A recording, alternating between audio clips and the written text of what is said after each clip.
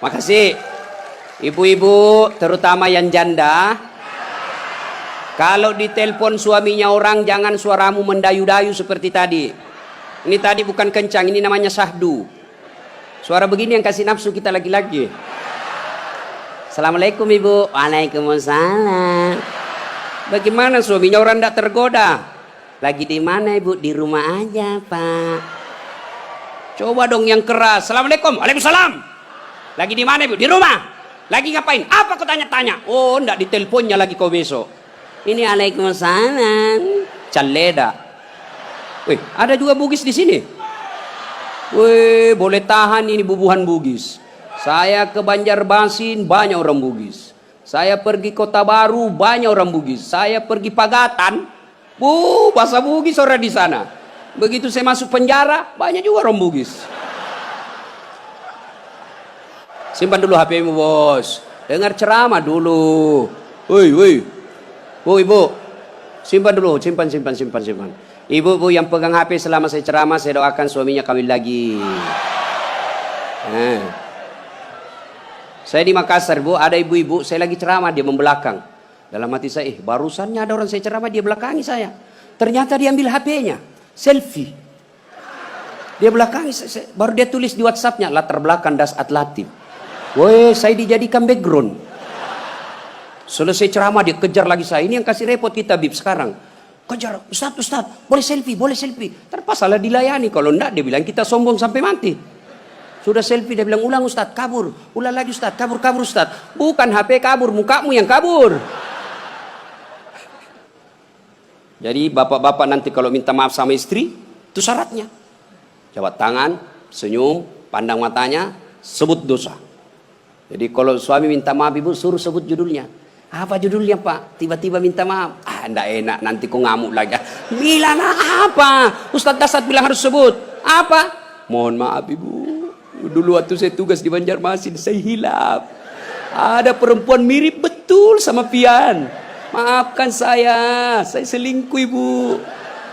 Dia bilang istrinya, enggak apa-apa pak, saya maafkan. Memang itulah manusia biasa, kadang-kala kita hilaf. Saya maafkan kau karena bulan lalu saya juga selingkuh.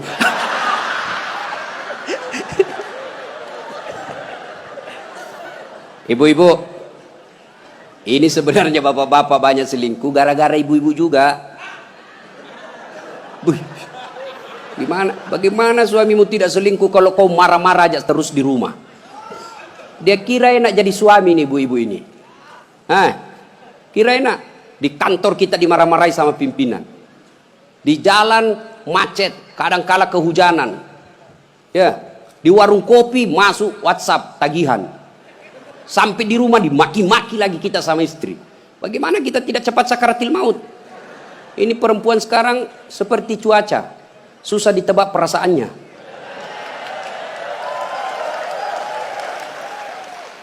Dia kira enak laki-laki. Ibu, dengar ibu. Hui, ibu, bu, ada 4 perempuan yang menjadi penghuni api neraka. Dengar ini. Terancam ibu-ibu. 1, kata Nabi, mereka yang selalu bicara kasar sama suaminya.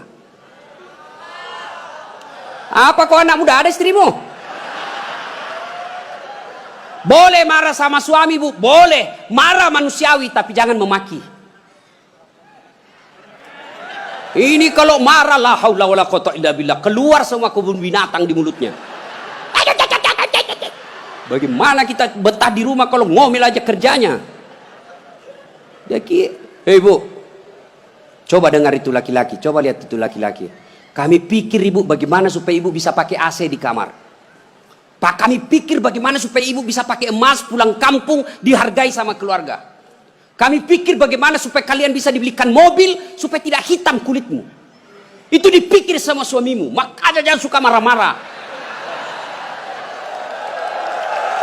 Takbir. Ada di sini takut sama istrinya? Ada.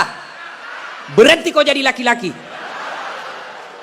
Ngamuk Ustaz. Kalau dia ngamuk enggak apa-apa. Dia pecahkan piring satu, pecahkan satu lusin. Dia pecahkan semua. Kenapa? Piring, gelas boleh dibeli. Harga diri sebagai suami tidak boleh diinjak-injak istri.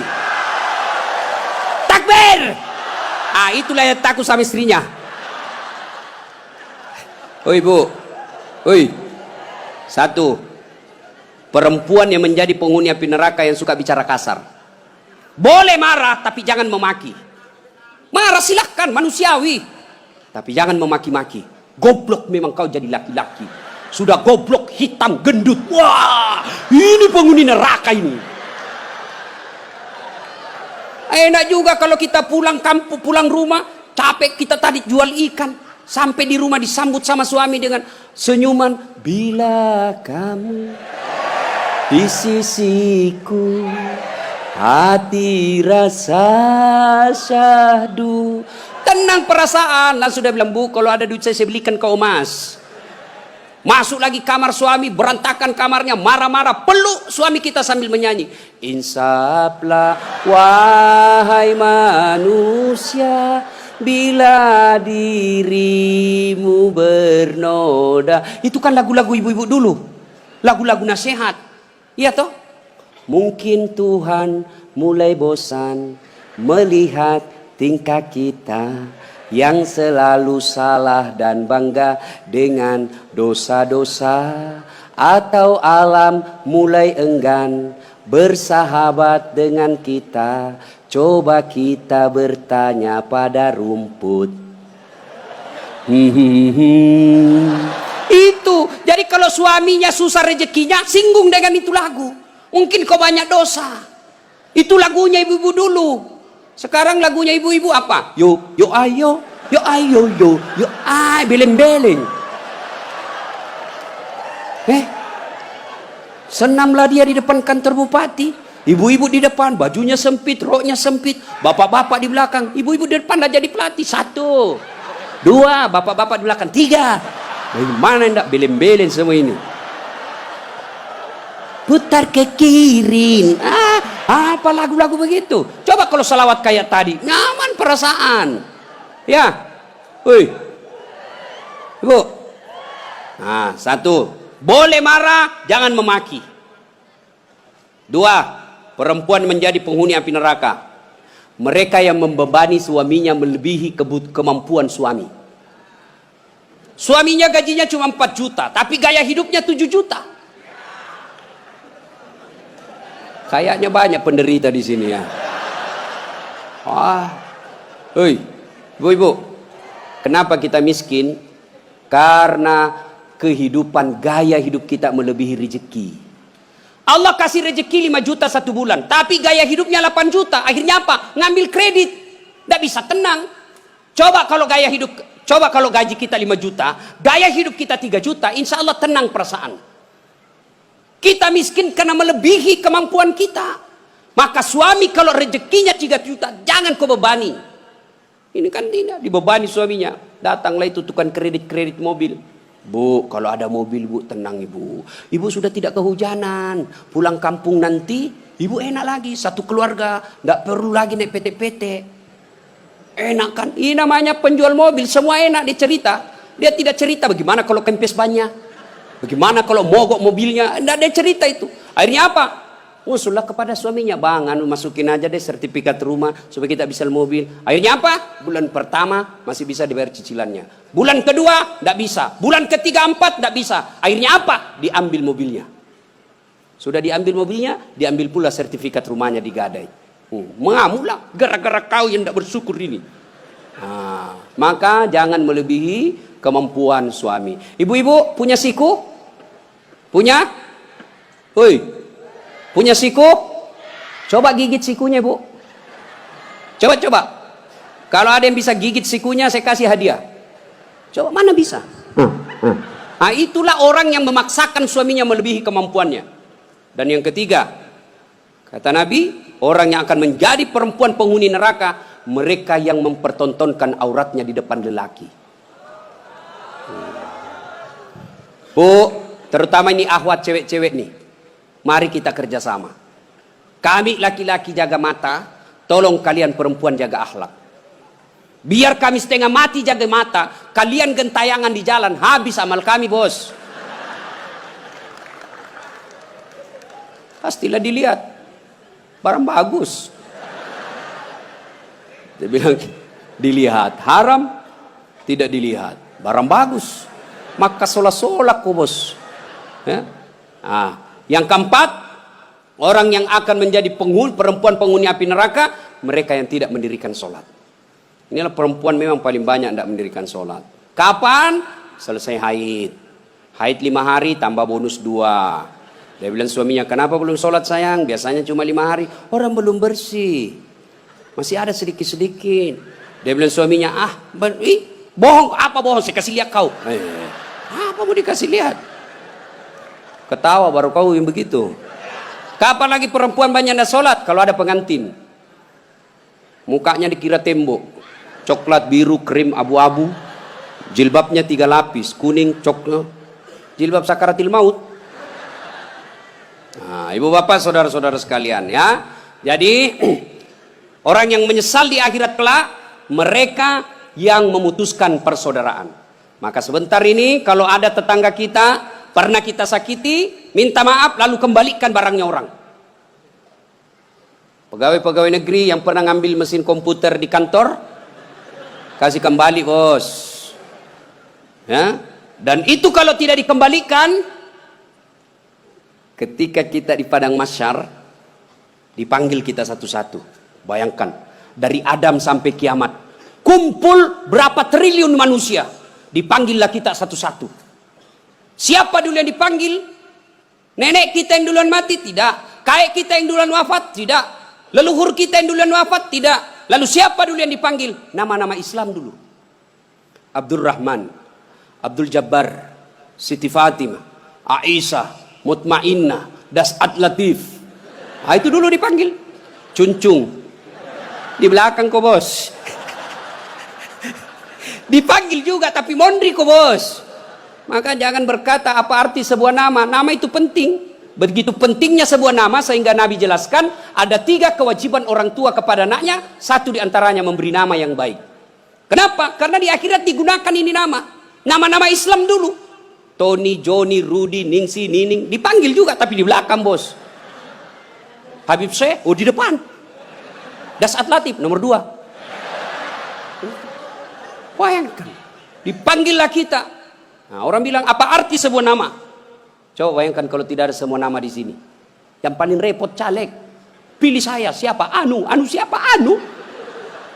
Coba kalau ada, coba sebut nama. Orang sebut nama minimal 2 saya bisa tahu. 1 suku, 2 agamanya. Nama Margono. Nah, biasanya Jawa. Gitu? Nama Ambok Dalle. Anda mungkin Cina. Masa Ambok Dalle Cina? Pasti Bugis. Ya kan? Nah, nama. Yang kedua, nama adalah doa. Ketika nama anak kita Mutmainnah, orang yang memanggilnya, wahai Mutmainnah, wahai kau jiwa yang tenang, berarti orang mendoakannya. Dan di akhirat dipakai kelak. Ustadz, bagaimana saya Ustadz? Sudah terlanjur namaku Ronaldo. Karena bapakku pecinta bola. Bagaimana caranya Ustadz? Ya Islamkan. Bagaimana cara mengislamkannya? Tambah Muhammad di depannya. Muhammad Abdul Ronaldo. Nggak nyambung Ustadz, biar nggak nyambung. Yang penting selamat kok bos. Masih ingat almarhum Presiden kita Soeharto? Sebelum beliau menunaikan ibadah haji, kan namanya cuma Soeharto. Setelah menunaikan ibadah haji, Raja Fat waktu itu sadar, wah menderita nih Pak Harto nanti. Kalau tidak diislamkan, maka diislamkanlah namanya, ditambah di depannya Muhammad Soeharto. Ibu Tin juga ditambah di depannya Siti. Maka ibu-ibu yang sudah terlanjur namanya Islamkan. Harus rubah KTP? Tidak. Yang penting misal ulang tahun. Saudara-saudara sekalian, hari ini nama saya Islamkan. Yang tadinya Desi Ratnasari, saya menambah di depannya Siti Desi Ratnasari. Yang ketawa serius orang ini. Nama penting. Dan pada saat itu ketika kita dipanggil satu-satu, wajah-wajah kita di padang mahsyar tidak lagi seperti ini. Ada yang mukanya seperti ular. Kata Nabi, siapa yang muka ular? Mereka yang suka menjilat-jilat. Ini di kantor bupati banyak begini. Ya Pak, siapa. Ada juga orang itu pegawai kayak ndak punya lagi harga diri di depan bupatinya. Ya Pak, terserah Bapak. Wah. Cemen lu men. Ya. Yang kedua kata Nabi, ada juga nanti yang mukanya seperti anjing. Siapa muka anjing ya Rasulullah? Beliau menjawab, mereka yang disogok dan menyogok. Nah, ini termasuk anggota DPR nanti yang terpilih karena nyogok. Ada begitu di sini? Ada? Nah, kau salah, kenapa kau pilih? Tapi kau larang, tapi kau bilang wane piro. Nah. Lalu kata Nabi, ada juga nanti yang mukanya seperti tikus. Ya Rasulullah, siapa muka tikus? Mereka yang suka mengambil barangnya orang. Nah, ini yang ini di sini ya, yang suka korupsi dan disuruh pikul itu hasil korupsinya. Saya kalau lihat itu orang korupsi 3 miliar, 10 miliar, setengah mati dia pikul nanti itu. Dia bilang mahasiswaku 10 miliar uang dolar Singapura Ustaz itu dikantongi ji. Saya bilang jangan kau bayangkan uang Singapura, uang koin. Apa? Uang koin 10 miliar pikul kau itu. Ada juga kata Nabi yang nanti mukanya seperti kuda. Siapa muka kuda ya Rasulullah? Nabi menjelaskan mereka yang suka mendahului imam ketika sholat berjamaah. Nah, ini anak muda ini yang banyak. Imam belum turun dia sudah turun. Imam belum naik dia sudah naik. Ditanya kenapa kok cepat sekali? Dia bilang ini orang tua Ustaz. Sudah lowbat, saya masih full charge. Tidak boleh begitu bos. Ini juga imam kadangkala harus perhatikan. Ada juga kadangkala imam membalik-balik sunnah Rasul. Nabi jelaskan kalau kau jadi imam ringkaskan bacaan solatmu. Ini baru jadi imam mau takbir aja sudah lama. Gaji itu muakkak mani bawan selesai. Ada juga yang begitu. Kata Nabi ringkaskan bacaan solatmu. Ringkas. Yang kedua kata Nabi, bacalah yang umumnya orang hafal. Tujuannya apa? Satu, orang bisa husuk mengikuti kalau yang dia baca hafal. Coba kalau imamnya membaca kul huwallahu ahad, anak-anak juga ikut di belakang kul huwallahu ahad, karena dia hafal. Begitu imam membaca surah Al-Baqarah ayat 10 sampai 115, la haula wala quwwata illa billah. Dia husuk dengan bacaannya, kita husuk dengan hayalan. Kita mau ikut, tidak dihafal, mau ruku, belum selesai, terpaksa kita baca semua itu di dinding. Keadaan keuangan masjid, pengeluaran, saldo, waduh. Sudah dibaca satu tripleks, belum selesai bacaannya imam, dibaca lagi kalender. Persatuan Guru Republik Indonesia cabang Kabupaten Tanah Bumbu. Selesai lagi, belum selesai imam, dibaca lagi bajunya orang caleg DPR RI nomor urut 7 dari Partai Nasdem. Dibaca semua Pak. Siapa yang salah? Siapa salah? Imam. Makanya kata Nabi, baca yang umumnya orang hafal dan ringkaskan. Ada orang jadi imam, dites lah anak penghafal, kau jadi imam nak, mau didengar bacaanmu, jadi imam lah, hanya dia yang hafal. Begitu lagi sholat tiba-tiba ada cicak jatuh, kena telinganya, stres hilang hafalannya. Apa sambungannya ini? Dia lupa betul, hening satu masjid. Tiba-tiba imam berkata, tolong bantu di belakang. Dia bilang di belakang, saya juga tidak tahu. Tiba-tiba berteriak, kalau begitu ya sudah, Allahu Akbar. Memangnya anggota DPR. Saya punya pengalaman ini Pak, waktu saya kecil di kampung SMP saya waktu itu. Sholat asar, lama sekali imam sujud. Kenapa lama betul ini imam sujud? Ada apa ini? Tiba-tiba ada kawan saya nakal, diangkat kepalanya. Hilang imam. Ternyata yang ditunggu sudah keluar. Dia keluar dari pintu samping. Kacau sholat. Selesai sholat ditanya, Pak Imam, kenapa kau tinggalkan kami? Dia bilang, saya kentut nak. Pak Imam, lain kali kalau kentut kasih bangkit dulu kepala supaya kami lihat kau keluar. Dia bilang, saya sengaja, malu saya kau lihat. Kacau sholat. Siapa yang salah? Siapa salah? Siapa salah? Imam. Makanya hati-hati milih imam. Ya, ada lagi kejadian ini waktu saya kuliah KKN. Belum jadi ustadz saya waktu itu. Ada kawan saya dia pakai baju gamis. Wah, saya bilang pasti anak pesantren. Jadilah imam dia. Saya di belakang dua anak fakultas sastra. Begitu dia baca Al-Fatihah masih aman. Dia baca Al-Kafirun dalam hatiku, cari penyakit ini orang ini. Benar, dia baca tidak mau sampai. Wala antum abiduna ma a'bud wala ana abidu ma abattum wala antum abiduna ma a'bud wala ana abidu ma wala antum tak putar. Temanku jengkel ini ada sastra, dia bilang, kenapa itu tak putar-putar? Lah sudah ini juga saya pikir. Kacau sholat. Makanya kalau imam salah, kacau jamaah kita. Makanya hati-hati milih imam. Kata Nabi, Milih imam itu tidak boleh sembarang. Jamaah, makmum boleh. Mulai dari orang waras sampai orang gila boleh jadi makmum. Mulai dari orang belum balik sampai dewasa boleh jadi makmum. Tapi imam tidak boleh. Kenapa? Salah imam, salah kalian. Jamaah. 2020 Tanah Bumbu akan milih imam. Bupati. Salah milih imam, salah kalian. Menderita kalian di kabupaten ini. Maka hati-hati milih imam. Pun kita jadi makmum juga tidak boleh sembarang. Harus ada etikanya. Jadi makmum kata Nabi, kalau kau ke masjid, sikat gigi dulu. Terutama kalau subuh. Bayangkan kalau kita tidak sholat, tidak sikat gigi, tidur semalaman, orang di samping kita balik kanan, kita balik kiri menguap. Sampai meninggal diingatnya itu, busuk mulutnya itu. Sudah sikat gigi. Apalagi kalau kau jadi makmum, jangan kau merasa kaulah yang paling soleh dalam masjid itu. Ada juga orang takbir itu kayak mau dia gigit, kita punya telinga. Cool man. Baca Al-Fatihah kayak dia ada di telinga sampingnya. Pada cengi capuk.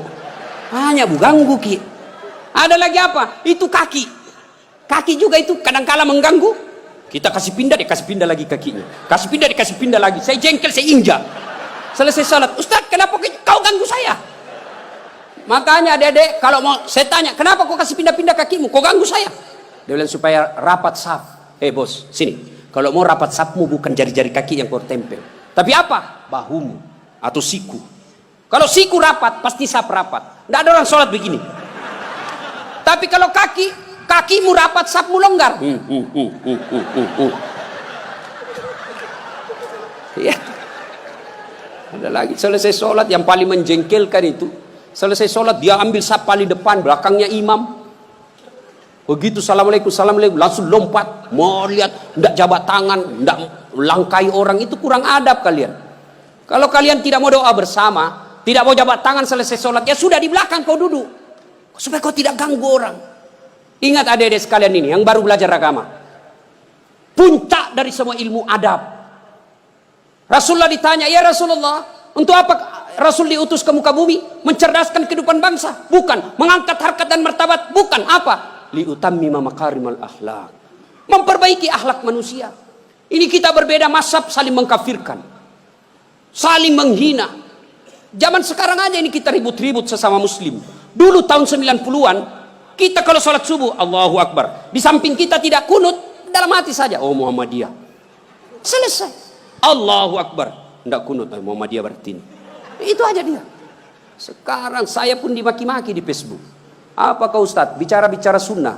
Baru kau tidak pelihara sunnah. Kenapa kau tuduh saya tidak pelihara sunnah? Buktinya kau tidak pelihara jenggot. Ya mau diapa kalau tidak mau tumbuh? Saya sudah kasih minyak, Bib, tidak tumbuh-tumbuh. Malah marah istri saya. Ini Ustaz kasih kotor-kotor bantal. Kasih minyak nih Bu. Ya. Nah saudara-saudara sekalian, ini golongan. Maka sebelum wafat, minta maaflah. Orang-orang yang pernah kita sakiti. Kalau ada berkaitan dengan barang, kembalikan. Ibu-ibu yang pernah ngambil sendoknya orang ketika pengantin, kasih kembali. Karena ada juga itu ibu-ibu. Ibu-ibu Columbus. Tahu Columbus? Kelompok ibu-ibu pembungkus. Kalau ada pengantin dia bungkus semua kuai. Yang ketiga, penyesalan kata Nabi. Yaitu mereka yang tidak menjawab azan salat ketika azan berkumandang. Puasa, haji, zakat, sedekah, semuanya akan sia-sia ketika tidak mendirikan sholat. Adik-adik, kalian tidak usah malu kalau kalian tidak jadi pegawai negeri. Ibu-ibu, kalian tidak usah cemas dan merasa malu kalau sampai sekarang ini masih ngontrak-ngontrak rumah. Tapi malu dan cemaslah ketika sudah dewasa seperti ini, belum mendirikan sholat dengan sebaik-baiknya. Kalau sholat kita insya Allah baik, maka hidup kita akan diperbaiki oleh Allah Subhanahu wa taala. Kalau sholat kita bagus, Allah yang akan menyelesaikan semuanya. Di dunia ini tidak ada orang tidak punya masalah. Semua kita punya masalah. Pasti. Jangankan kita, Nabi ada masalahnya. Malah di ibu-ibu yang tanya, Ustaz, bolehkah orang sholat itu tidak pakai BH? Kenapa bisa ibu? Panas sih Ustaz. Tidak ada AC, tidak ada kipas angin. Kita baru pulang pasar. Boleh, tapi apa itu beradab? Ibu-ibu pergi ketemu gubernur tapi tidak pakai BH, boleh kan? Tidak Pak Gubernur. Mohon maaf ini Pak Gubernur. Coba. Ya. Saya sholat Ustaz, betul kok sholat tapi main-main. Allah. Wa kana wa ya kunustan. Ini serang. Ratal. Siapa ngajar sholat begitu, Bos? Ada juga orang sholat kayak ditiup angin. Ada lebih parah Allah. Siapa ajar kau sholat mak keju-keju? Jadi jangan heran ketika sudah 20 tahun sholat kok masalah kita tidak bisa lepas. Salah satu sebabnya kita sholat seada-adanya. Bapak saudara-saudara sekalian, tepat tanggal 12 Rabiul Awal tahun ke-11 Hijriah, Rasulullah sallallahu alaihi wasallam demam. Lalu Allah perintahkan kepada malaikat Jibril. Jibril, kau turun panggil 3 malaikat, 2 malaikat, Israil, Israfil, Mikail. Kau turun 4 malaikat. Sampaikan kepada Muhammad, Allah perintahkan saya menjemputmu dengan catatan tanya dulu. Kalau dia sudah mau cabut nyawanya, kalau belum tunda sampai mau. Turun malaikat. Langit pertama, langit ke-7 masih berempat. Jibril, Mikail, Israil, Israfil. Langit ke-6 sampai ke-2 masih berempat. Di langit pertama Jibril berkata, malaikat pencabut nyawa saya tidak bertugas. Kau saja yang turun, jemput Nabi Muhammad. Tapi kata malaikat pencabut nyawa, tapi selama ini kamu yang ketemu, kamu kacesnya. Kamu sahabatnya. Kau turunlah. Saya tunggu kau saja di sini. Turun malaikat pencabut nyawa. Depan rumah Nabi ketuk pintu. Assalamualaikum warahmatullahi wabarakatuh ya Rasulullah. Nabi menjawab, Waalaikumsalam warahmatullahi wabarakatuh. Fatimah buka pintu. Bah, tidak ada orang. Kata Nabi, sudah ada di samping saya. Kata malaikat pencabut nyawa, ya Muhammad, hari ini saya diperintah untuk mencabut nyawamu apabila kau mau. Menurutmu bagaimana? Kira-kira kalau Pak Cuncun ditanya ini apa jawabannya, Bos? Saya diperintah cabut nyawa. Tunggu dulu, orang belum jadi bupati. Pasti. Ustaz, Dasat, saya diperintah cabut nyawamu. Menurutmu bagaimana? Tunggu dulu, istri baru 1. Itu pasti mau sekali poligami tapi takut sama istrinya. Apa jawaban Nabi? Wahai malaikat, seluruh nabi dan rasul senior saya, setelah mereka melaksanakan tugasnya, mereka menghadap kepada Allah. Saya pun siap hari ini. Cuma ini ada yang lain. Mana Jibril? Jibril ada di atas. Kau panggil dulu deh. Ada yang saya mau tanyakan. Naik malaikat pencabut nyawa. Jibril, kau dicari sama CSU. Saya bilang memang kau ikut. Kau banyak cerita. Sudahlah, kau turun sini. Turun malaikat Jibril. Ya Jibril, kalau hari ini saya harus menghadap kepada Allah, tolong berikan saya kabar gembira. Ya Muhammad, seluruh nabi dan rasul haram masuk surga sebelum engkau lebih dulu di dalamnya. Alhamdulillah. Ya Muhammad, seluruh malaikat yang pernah Allah ciptakan sekarang mereka antri menunggu rohmu. Alhamdulillah. Apalagi Jibril, ya Muhammad, kalau ada dosa dan kesalahan yang pernah kau lakukan, Allah telah mengampuni dosa-dosamu. Alhamdulillah. Tapi Nabi berkata, Jibril, itu kan saya tidak cemas soal diriku. Yang aku cemaskan siapa? Tolong kasih saya berita gembira soal umatku. Kita yang dicemaskan Nabi. Tolong berikan saya berita gembira. Naiklah Jibril bertanya kepada Allah, turun membawa berita. Ya Muhammad, saya dapat berita gembira dari Allah. Apa? Meskipun engkau sudah tidak berada di tengah-tengah mereka, meskipun engkau sudah tidak berada di tengah-tengah umatmu, selama umatmu berpegang kepada Quran dan Sunnah, insya Allah umatmu selamat. Nabi berkata, kalau begitu laksanakan tugasmu malaikat pencabut nyawa. Jibril mundur. Mulailah dieksekusi Nabi. Dicabut rohnya, meninggalkan telapak kaki, naik ke betis, naik ke paha, menggigil Rasulullah, keluar biji-biji keringat di pelipis beliau, di daki beliau keluar keringat. Lalu Jibril membalik ke belakang, dilihat oleh Nabi. Ya Jibril, kenapa kau palingkan pandanganmu? Apa kau jijik melihat saya sekarang ini? Jibril menjawab, demi Allah dan Rasulnya, saya tidak jijik melihatmu ya Muhammad, cuma saya tidak tega melihat engkau menghadapi sakaratil maut. Lalu Nabi menjelaskan, ya Jibril, andai saja Allah tidak sayang dan cinta kepadaku, maka aku akan rasakan betapa sakitnya sakaratil maut ini. Sampai naik ke atas, sampai ke tenggorokan beliau, sampai ke bibir beliau. Beliau mewasiatkan 3 perkara. Kata Nabi, yang pertama, perempuan kalian, jaga perempuan di antara kalian. Yang kedua, salatmu, jaga salat kalian. Dan yang ketiga Nabi ucapkan, ummati, ummati, ummati, umatku, umatku, umatku. Nabi tidak mencemaskan anak cucu beliau. Nabi tidak mengucapkan Fatimah anakku. Tapi siapa yang diucapkan Nabi? Ummati, ummati. Begitu cintanya Nabi kepada kita. Nah sekarang bagaimana cinta kita kepada Nabi? Salah satu cinta kita kepada Nabi dengan hadir di majelis salawat seperti ini. Hadir di tempat ini wujud kecintaan kita kepada Rasulullah. Pada zaman Nabi tidak ada salawat rame-rame seperti ini. Kenapa? Karena beliau ada di tengah-tengah kita. Di tengah-tengah umat pada saat itu. Nabi pernah bertanya kepada sahabat, saudara-saudara sekalian, Anda tahu siapa yang paling menakjubkan imannya? Menakjubkan itu mengagumkan. Kata sahabat, para malaikat ya Rasul. Nabi katakan tidak. Bagaimana mereka tidak menakjubkan imannya? Mereka ketemu Allah. Kalau begitu, para nabi dan rasulnya ya Rasulullah, Nabi katakan tidak. Bagaimana kami tidak beriman? Kami menerima wahyu, ketemu dengan malaikat. Kalau begitu ya Rasulullah, kami inilah para sahabatmu. Nabi katakan tidak. Bagaimana kalian tidak beriman? Kalian ketemu dengan saya, kalian melihat mukjizat, wajar kalian beriman. Lalu sahabat berkata, kalau begitu, siapa yang paling menakjubkan imannya ya Rasul?